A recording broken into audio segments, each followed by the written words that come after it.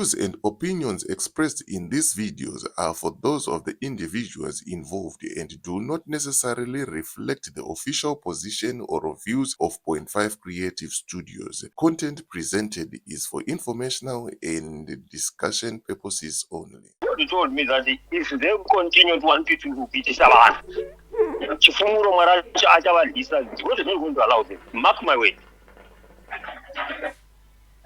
I talk about you. Makataura and the God recording is is never there. going to allow them. So the system will get to an Geza. Look at this here. Akauya here, Aruya Chivena, Chuenga, Achuya. Listen, of Zimbabwe, they are not being in problem or suffering because of AG and these children. It's a branch in a tree that is edifying to our problem in Zimbabwe. But our problem in Zimbabweans is a system which called the ZANU system. And also,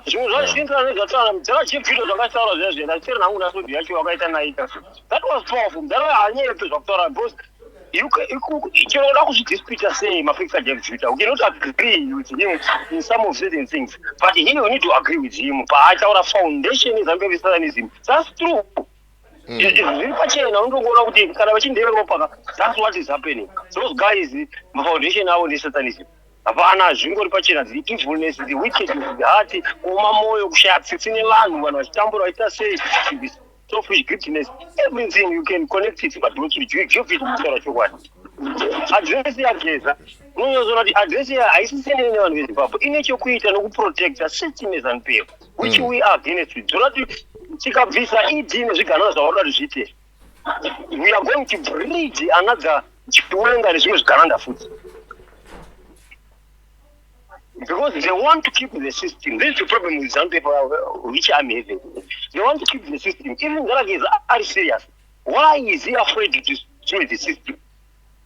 Because if you check his list address, how could I keep a system as unpayable? What they want to do is to remove AG, they replace it with. And my question is, which template do they want to use? Could Chiwenga replace AG? Why am I saying so? Because the template that EG is the president, EG Pagata President, this template is straight. No one gives a green light to those elections. So my elections in Zimbabwe are Anakumita standards. And Charity region, by international region, over 4 corners of the world, a Panama standard, the other major. So the it was what time in the Congress. Do you know why they are mentioning Congress? It's very, very simple. It's a ZANU thing. Those are how to do could you change because it's just one series ZANU you know our consul part in parcel with us read of ZANU Congress. Saka Geza told him I say Coco. Saka they are telling him to change. Yeah, I talk about this one. And also man. You know the solution need to bring what is this? To bring a solution to our problem in Zimbabwe is to dismantle, is to do away with the ZANU system. But in Geza it doesn't want to take that. Why? Because they know when that system is dealt with, even if you enter anybody who can come, they will never want to stay because people they don't want the ZANU system. They will give. One must cut my chain. So I was to the what would keep a system here? System is a system. What is he talking about? System of ZANU is to kill. System of ZANU is to steal. System of ZANU is corruption. So what does it mean? It means that Geza is one just to move it. It's like never know. Then push what you want. Then church and small Canada Sinuan. Sinuan and Pangaratera or when doing this Canada Sinuan. I'll forget that. I ain't tell us about propaganda. When I was not telling I see by pin. Upon those people are not fighting for the liberation of Zimbabwe. They are fighting for the liberation of their stomach.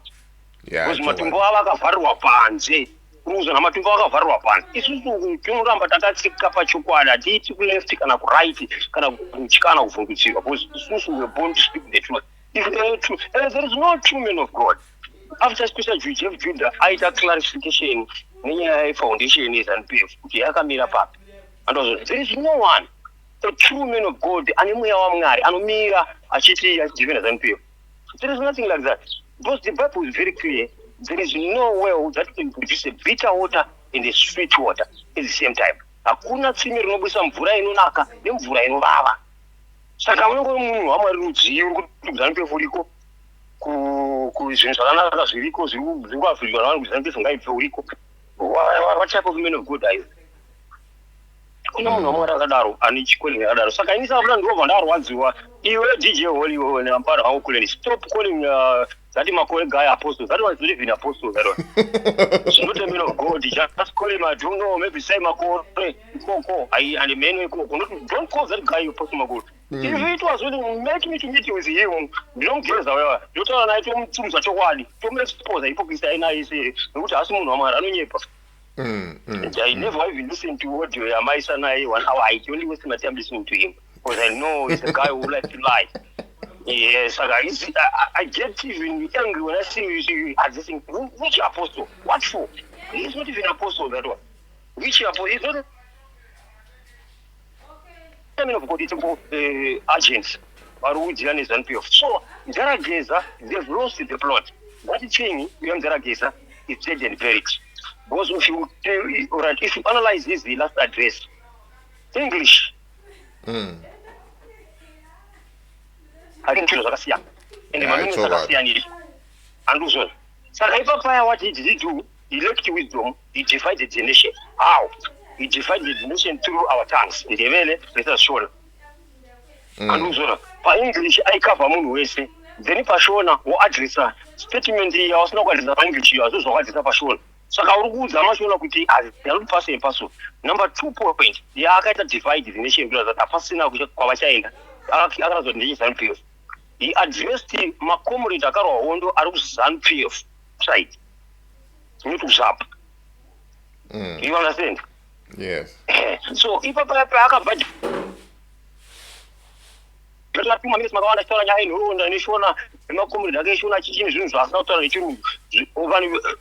speaking people, they failed with we are not being invalid.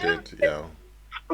We have some people wasina kwa na nyasha said that kwani na mwali pakata sisi me I'm in the way original one, you understand? But utakaita nyanzo kuti takazo mixa watakazokurira kumadzigurima watakazoteera awazona namanje tichizotaura ushona tichizotaurawo ndiyendere. Saka we are able to hear, but we for my independence, I don't even hear Shona this trouble. They pick here and there. So if you can always do a statement in the Saka no Paka better divide the group, I have a complete look at Chinese and PF. So what? Alright, let us say it's true. Chinoma Chaka on a light. But was it proper like that? It's to expose him, okay? Expose on a light. You know the guy who put the on the right, you are right. You will be surprised when somebody can put something, Papa. From after picket family, when I see you, from no particular limit on this, I don't think that was wise from him. You understand? So I'm just Arakumira, Zimbabwe, Kanazakumira, ZANU-PF, Kanaguti, Zikana, and adopting that is used as you want. I cheat as you. But our problem, I see it is a problem is they are abroad and be brought by a party called ZANU-PF party because of the system in what Yavanushandisa in the system Yavanushandisa in the system is so easy Yavanushandisa. You have to on Watambure, you have to try to miss you. So I can't go on with bomb showcase. You know what you have to tell the root of Shandisa Congress. But in ZANU-PF was not owns what president, I don't fight the Congress. You want to come to it. We won't go to remove it. So they are afraid. They know the truth. They know the route they must take. The route that must be taken is the revolution route. And that revolution route now, let me open your eyes. Let me open your eyes, my brother. That's why I see Geza confusion. In such one match.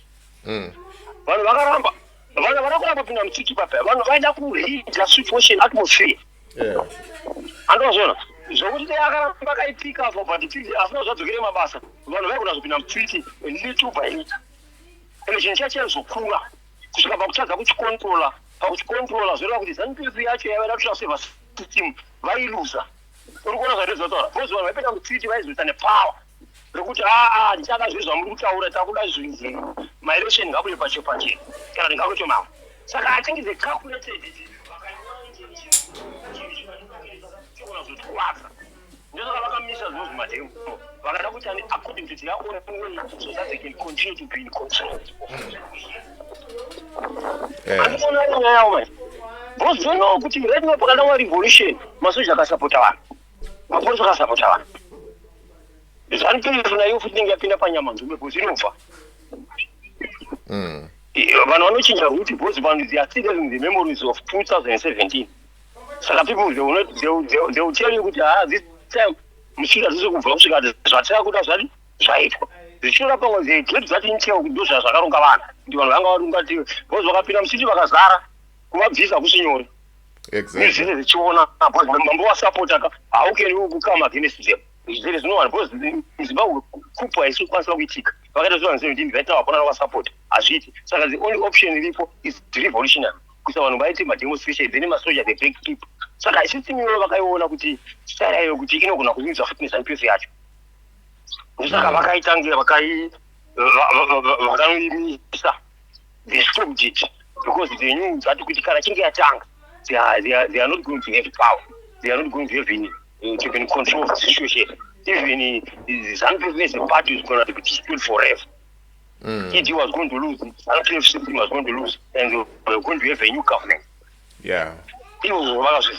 That's why they stopped it. That's why now they want to do it like an in-house problem. Takumira Congress. Nemwe yavari kuda push the impeachment. Impeachment vari kuida but iri kudivide because impeachment ED yakachibada kuti tsvi. Yeah. Ma-MPs ari mumaketi chavanhu.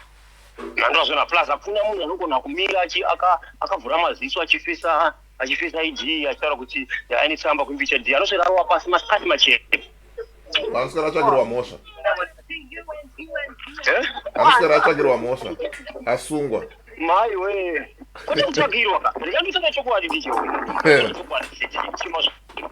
Hakuna munhu ari muZANU-PF asina mhosva.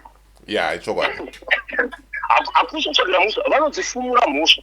Let me tell you the system of ZANU-PF how they operate since from 1980. Vakadzidza kuvarunga. ZANU-PF Robert Mugabe nanaID vaiti munhu wese akaita mhosva dhoketi rinovhuriswa handiti dhoketi ravhurwa but iwe hauri dhoketi rakavhurwa rinogara riripo rakavhurwa dhoketi riya then ukada kutanga kusumudza musoro kuda kufaita the government unongodanwa ungoripuhwa envelope woivhura ovenga dhoketi rako nemhosva dzakudzidza ukaita dzese dzechokwadi wapiwa vanongokudza kuti you know what it zvokunotaura uchaziva uchataura chii hauchanoendi nyaya musoro hauchasimudzi musoro pasi musoro kwakudzoka usamuchecha these how ZANU-PF does hakuna muZANU-PF asina mhosva usanyepera zvakafana dzimwe dzinosumudzira nyoka yemabhoni dzemaleni dzokwamaimjuni asi dzenhema ndezvechokwadi but hatisi kuti ndozvakatadza no what they will do vane time yekuti kana kwazosumudza musoro kwada kuzoita fight against them vanotanga kuzononyurura nyaya dzasi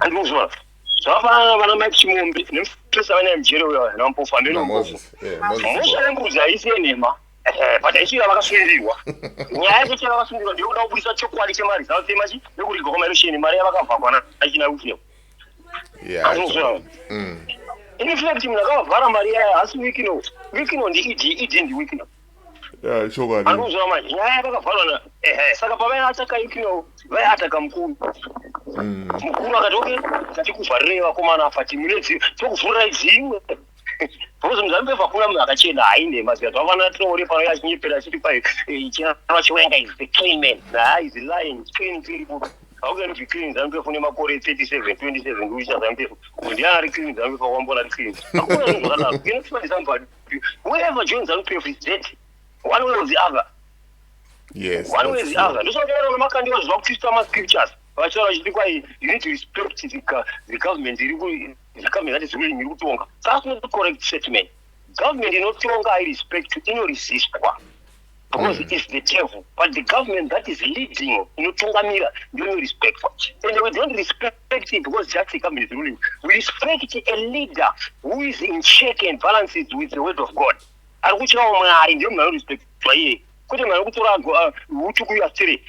When I tell you about the respect, Vananda Business, by number what did you know is like the prayer against Pharaoh? Pharaoh was not a leader. Did they continue to submit to him because the was one series? No, they never do. They did that. So, Makandiwa was Shiba. This one about to my future on what was come to cover you because his part and parcel of country is now corrupt. So, I couldn't remember so good. I was talking about Mosai, I was talking about Mosai. They know for your Mpozo liswachi fumuru. Sera vai DJ woni. Vanozo kushachi fumuru. Ukada uangwarisira vanokuti vanokushachi fumuru chawo unenyaya dzako dzimwe dzaziripo kuzvishachi fumuru. Kufumura zvinhu zvakagara zviripo pazvakavanzika. Zvingazikamwa muri public domain ndizvo zvavanoita varume vaya. Saka unenge une mhosva kuzoziva vati wese ari musystem yemusangano hakuna asina mhosva. Hazviiti. Pachidambudziko ravo manje they want to unveil it kana vane mascos to state kana vachida kukunyaradza. This is how we are not here. So that's another system we are talking about. That's what Geza is fighting to keep that system, which is not good, which is not correct. So he has lost the plot baba. Akatorara plot akatorasika zvisingatoiti. They know this truth. Ndozochona kuti palasi broadcast yake ndichienda ndichipedza zvangu.